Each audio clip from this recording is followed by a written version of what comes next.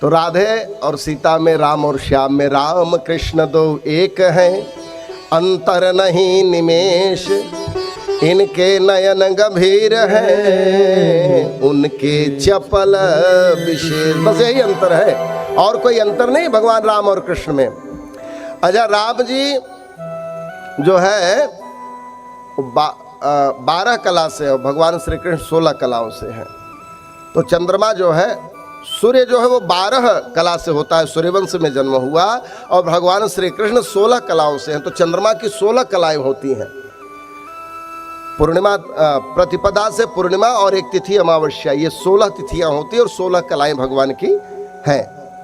तो जिस प्रकार चंद्रमा जो है पहले जो है छोटा छोटा छोटा, फिर पूर्णिमा को बड़ा, फिर अमावस्या आ जाती है तो एकदम जैसे सीताराम अंधेरा हो जाता है ना, और सूर्य हमेशा चमकता है। तो देखिए सूर्य का गुण क्या है, काल कितने हैं, 12। प्रातः काल एक ब्रह्म मुहूर्त होता है, फिर प्रातः काल होता है, प्रातः काल पश्चात प्रातः काल होता है, मध्याह्न काल होता है, मध्याह्न काल पूर्व मध्याह्न काल, मध्याह्न काल पश्चात मध्याह्न काल, अपराह्न काल पूर्व अपराह्न काल, अपराह्न काल पश्चात अपराह्न काल, सायंकाल सायंकाल पूर्व सायंकाल, सायंकाल पश्चात सायंकाल। कितने काल हो गए, 12। और सूर्योदय से सूर्यास्त पर्यंत ही सूर्य भगवान रहते हैं।